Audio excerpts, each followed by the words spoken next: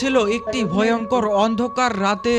সেই রাতে ভাই আমাদের শহরের ভেতরে একটা ভয়ানক চুচু চার্লস ট্রেন চলে এসেছিল।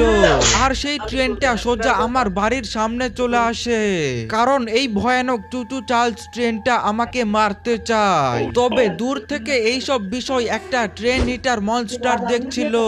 আর ট্রেন ইটার মনস্টার ছিল আমার খুবই ভালো বন্ধু। তাই সে আমার বাড়ির সামনে সেই চুচু চার্লস ট্রেনটাকে দেখতে পেয়ে সোজা সেখানে চলে যায়। আর এরপর গাইস সেই চুচু চার্লস ট্রেন আর এই ট্রেন ইটার মনস্টার একেবারে সামনাসামনি হয়ে যায়।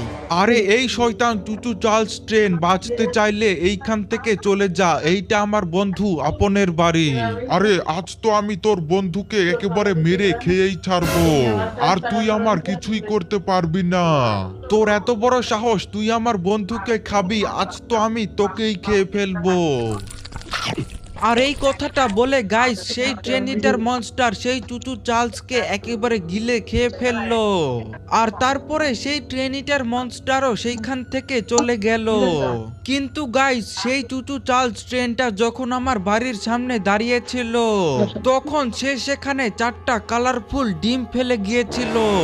আর কিছুক্ষণের মধ্যেই সেই 4টা কালারফুল ডিম থেকে 4টা কালারফুল চুচু চার্লস ট্রেন জন্ম নিল। আর এই চুচু চার্লসের বাচ্চারা ছিল খুবই ভয়ঙ্কর। তারপর তারা ভাই সোজা আমার বাড়ির দিকে যেতে লাগলো। আর এদিকে আমার বাড়ির ভেতরে আমার ছোট ভাই সোফায় শুয়েছিল। সে তার খেলনার জিনিস দিয়ে খেলতে খেলতে সোফাতেই ঘুমিয়ে পড়েছে। আর এদিকে আমি আমার বিছানায় ঘুমিয়েছিলাম। ঠিক তখনই গাইস সেই 4টা ছোট ছোট চুচু চার্লস ট্রেন সোজা আমার বাড়ির ভেতরে চলে আসে। আর সেই ট্রেন